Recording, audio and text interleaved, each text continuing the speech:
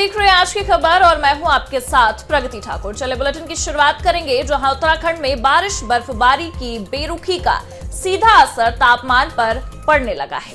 प्रदेश भर में सूखी ठंड लोगों को परेशान कर रही है।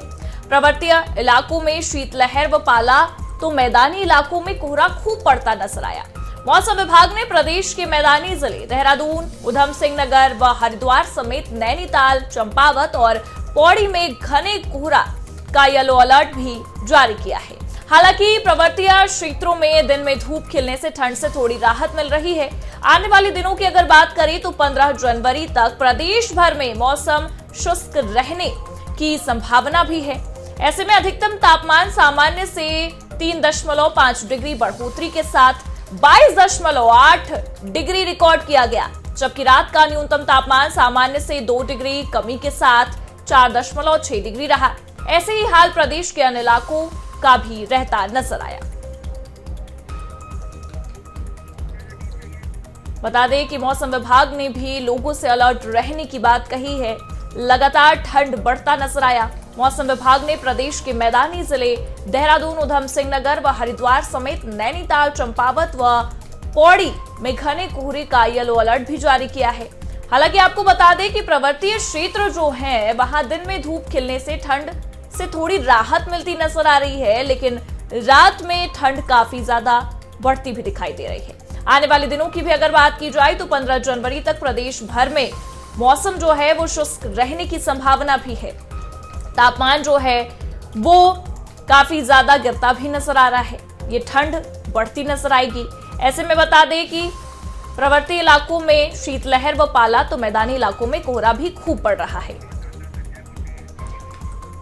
चलिए हमारे साथ संवाददाता हमारे संजय पुंडीर भी जुड़ चुके हैं इस मामले पर। संजय, जिस तरीके से देखा जाए मौसम विभाग ने भी लोगों से अलर्ट रहने की बात कह दी है। लगातार चेतावनी भी दी जा रही है, येलो अलर्ट भी जारी किया गया है। क्या कुछ देखने को मिल रहा है? देखिए प्रगति, लगातार अगर उत्तराखंड की बात की जाए तो पहाड़ से लेकर मैदान तक ठंड का सितम जारी है।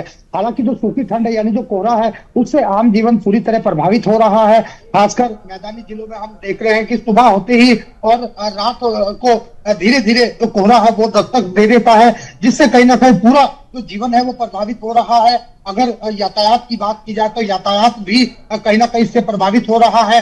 वहीं मैदानी जिलों के जो जिलाधिकारी हैं उन्होंने लोगों से सतर्क रहने की अपील की है। अगर उत्तराखंड के तमाम जिलों की बात की जाए तो जिसमें 6 जिलों में करीब येलो अलर्ट जारी किया गया है, उसमें कहा गया है कि लोगों को सावधानी बरतनी होगी क्योंकि जो कोहरा है वो आगे भी बढ़ सकता है। प्रगति, अच्छा, स्कूल को लेकर क्या रुख किया गया है संजय? जिस तरीके से ठंड बढ़ती जा रही है, ऐसे में क्या कुछ जानकारी मिलकर नजर आ रही है बच्चों को लेकर?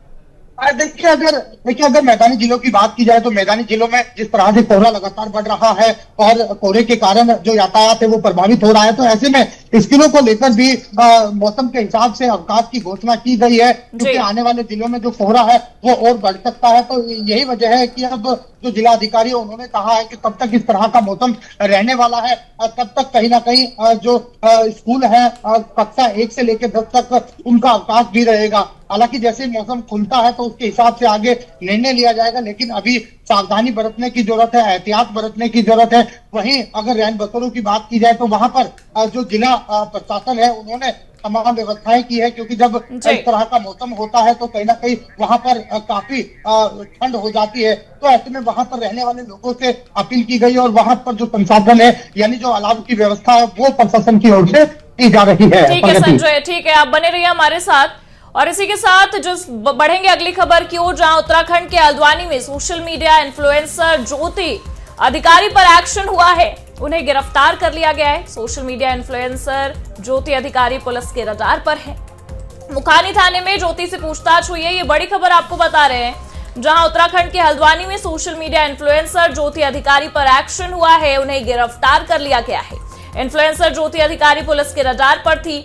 मुखानी थाने में ज्योति से पूछताछ हुई है। इसके बाद ज्योति अधिकारी पर सामाजिक भावनाओं को ठेस पहुंचाने के मामले में दर्ज केस में गिरफ्तार भी कर लिया गया है। जानकारी के मुताबिक ज्योति ने कुमाऊं और पहाड़ की महिलाओं पर आपत्तिजनक टिप्पणी की थी। इसके बाद उनके खिलाफ केस दर्ज कराया गया था।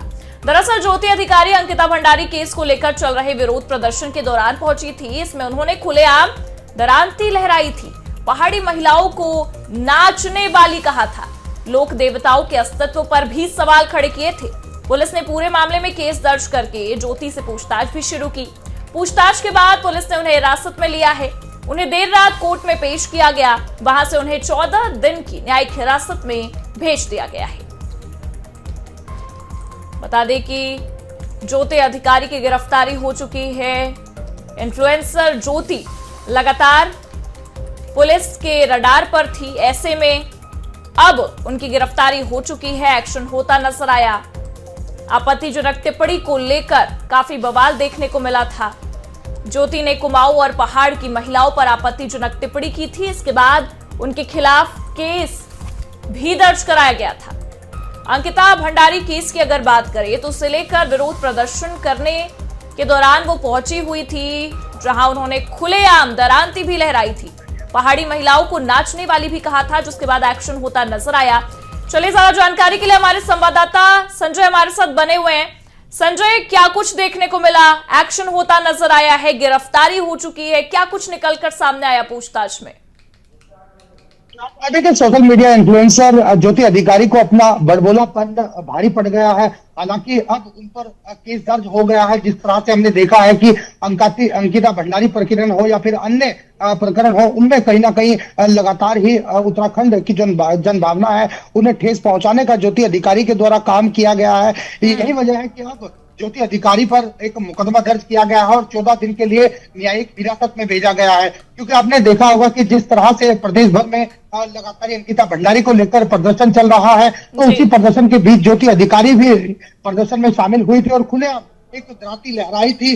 यानी जिस तरह से एक उल्लंघन होता है वो यहाँ पर किया गया था और अब पुलिस ने गिरफ्तार कर लिया है। आगे की कार्रवाई की जा रही है और पुलिस और प्रशासन तमाम लोगों से भी अपील कर रहे हैं कि अगर आप सोशल मीडिया पर अपना काम कर रहे हैं या फिर किसी तरह की पोस्ट कर रहे हैं, तो आपको समझना होगा कि आप कहीं विवादित पोस्ट तो नहीं कर रहे हैं, नहीं तो आपका भी हाल ज्योति अधिकारी की तरह हो सकता है। क्योंकि हम लगातार देख रहे हैं कि जहां लोग सोशल मीडिया का हिस्सा बने हुए हैं, अपनी समझ खो बैठते हैं कि आप कर क्या रहे हैं, किस तरह की संजय, एक तरीके से ये कहा जा सकता है कि ज्योति के बाद तमाम जो सोशल मीडिया इन्फ्लुएंसर्स है उन पर भी लगाम लगाने की बात कह दी गई है प्रशासन की ओर से और कहा गया है कि सोच समझकर पोस्ट करे, सोच समझकर बोले सोशल मीडिया पर।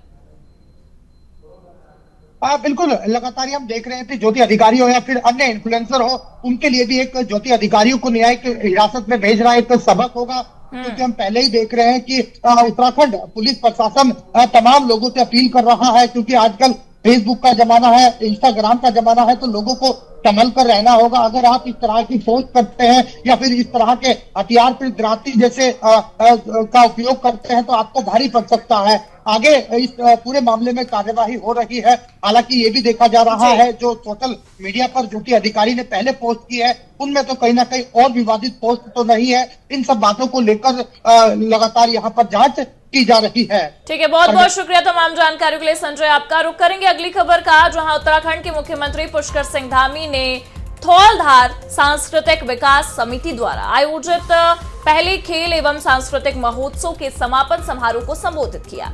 सीएम धामी ने कहा कि एक समय था जब बड़े बड़े नेता भी पूजा करने से डरते थे, वे मंदिरों में जाने से भी कतराते थे। कुछ लोग जो पहले कभी जनेऊ नहीं पहनते थे अब उसे जैकेट के ऊपर भी पहन रहे हैं और सार्वजनिक रूप से प्रदर्शित भी कर रहे हैं। वोकल फॉर लोकल और मेक इन इंडिया जैसी पहलों के माध्यम से हमारी स्थानीय अर्थव्यवस्था को प्रोत्साहन मिल रहा है।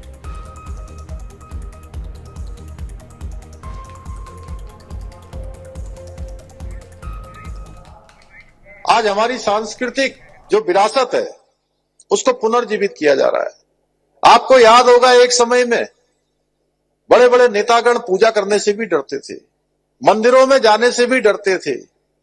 हमारे प्रधानमंत्री मोदी जी के बनने के बाद सबको आज उसका भी कहीं ना कहीं जनता के सामने लाना पड़ रहा है। आज कुछ लोग पहले कभी जनेऊ नहीं पहनते थे, वो जैकेट के ऊपर भी जनेऊ पहन के बाहर उसका भी प्रदर्शन करते हैं। आप सबको याद होगा आज हमारी जितनी सांस्कृतिक धरोहरें हैं, चाहे वो अयोध्या में भगवान राम का मंदिर का निर्माण होना हो, 500 साल की लंबी प्रतीक्षा के बाद भगवान राम का मंदिर वहां पर बनकर तैयार हो गया, उसकी प्राण प्रतिष्ठा हो गई और इस बार उसका ध्वजारोहण भी वहां पर हो गया। वहीं आपको ले चलते हैं सीधे प्रधानमंत्री मोदी की ओर, जहां वो इस वक्त लाइव नजर आ रहे हैं।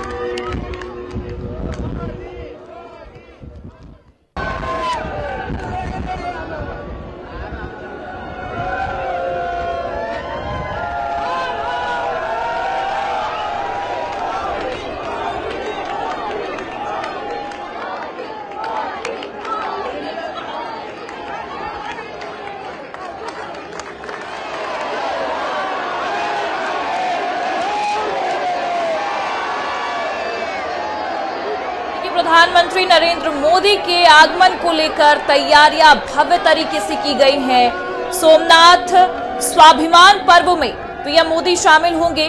10 और 11 जनवरी वो गुजरात के सोमनाथ मंदिर जाने वाले थे। अब ऐसे में वो पहुंच चुके हैं और उनके स्वागत के लिए ये जो आप भीड़ देख रहे हैं तस्वीरों के माध्यम से, लोगों का उत्साह भी इन तस्वीरों के माध्यम से नजर आ रहा होगा आपको। बता दें कि लगभग 8 बजे प्रधानमंत्री मोदी ओमकार मंत्र का जाप करेंगे। उसके बाद सोमनाथ मंदिर में ड्रोन शो भी देखेंगे। ऐसे में सोमनाथ स्वाभिमान पर्व 8 से 11 जनवरी तक भव्य तरीके से मनाया जा रहा है। 10 और 11 जनवरी वो तारीख जब खुद पीएम मोदी गुजरात पहुंचे हुए हैं, सोमनाथ स्वाभिमान पर्व को मनाने के लिए वहां शामिल हो रहे हैं। ये तस्वीरें हम आपको दिखा रहे हैं जहां पीएम मोदी के आगमन के लिए जनता का जो जन सैलाब है उमड़ता भी आपको नजर आ रहा होगा। लोग प्रधानमंत्री के स्वागत के लिए खड़े नजर आ रहे हैं और भव्य तरीके से तैयारियां भी की गई हैं।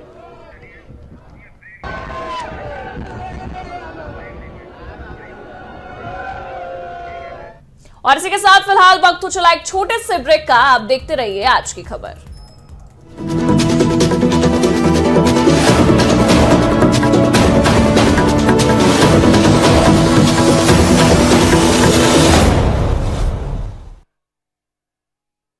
ब्रेक के बाद आप सभी दर्शकों का स्वागत है। रुक करेंगे अगली खबर का, जहां उत्तराखंड के पर्यटन मंत्री सतपाल महाराज का बयान सामने आया। उन्होंने कहा, हम यहां शीतकालीन पर्यटन को बढ़ावा देने के उद्देश्य से नई परियोजनाएं शुरू कर रहे हैं। यमुनोत्री में होने वाली पूजा अब शीतकालीन मौसम में खरसाली में आयोजित की जाएगी।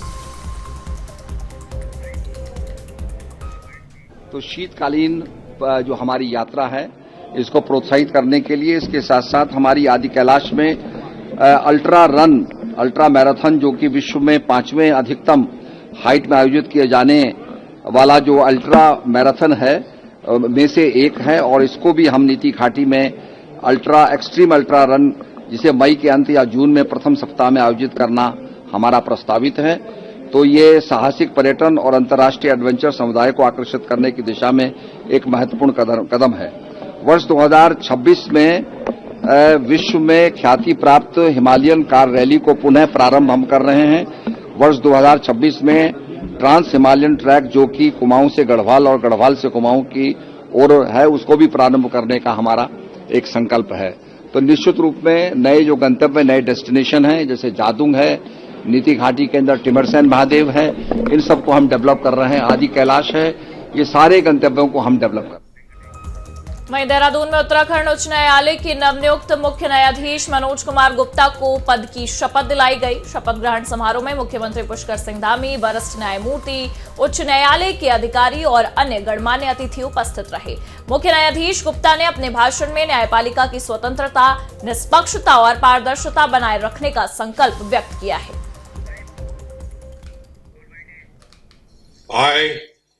I, Manoj Kumar Gupta, having been appointed Chief Justice of the High Court of Uttarakhand, do swear in the name of God that I will bear true faith and allegiance to the Constitution of India as by law established, that I will uphold the sovereignty and integrity of India, that I will duly and faithfully and to the best of my ability, knowledge and judgment perform the duties of my office without fear or favor, affection or ill will, and that I will uphold the Constitution and the laws.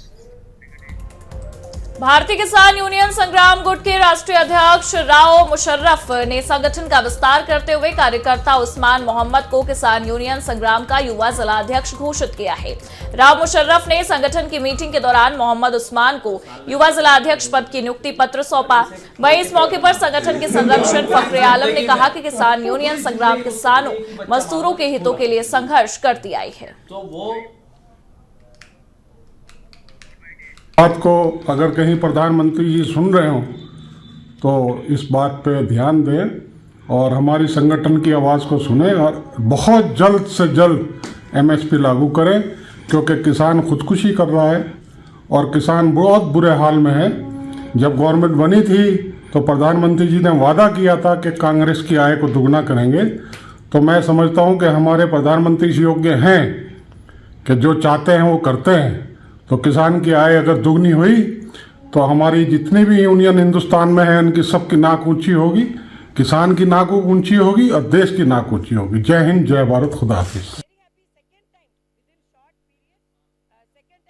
सबसे पहले तो मैं हमारे माननीय अध्यक्ष भारतीय किसान union संग्राम राष्ट्रीय अध्यक्ष जी मुशर्रफ भाई का बहुत बहुत धन्यवाद करूंगा। इन्होंने मुझे इतनी बड़ी जिम्मेदारी से नवाजा और साथ में हमारे संरक्षक साहब भी यहाँ पे, फखरे आलम भाई भी, हमारे बड़े भाई हमारे साथ में हैं। इनका भी मैं दिल की गहराइयों से धन्यवाद व्यक्त करूंगा कि इन्होंने इतनी बड़ी जिम्मेदारी के मुझे काबिल समझा और मैं इन्हें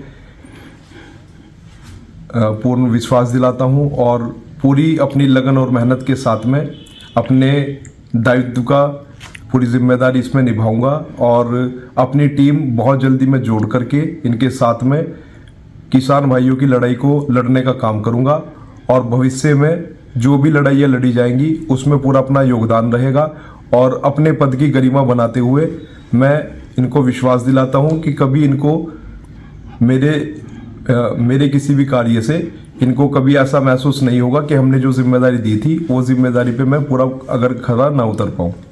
जय हिंद, जय भारत, जय उत्तराखंड। और इसी के साथ फिलहाल के लिए बुलेटिन में बस इतना ही। आप देखते रहिए आज की खबर।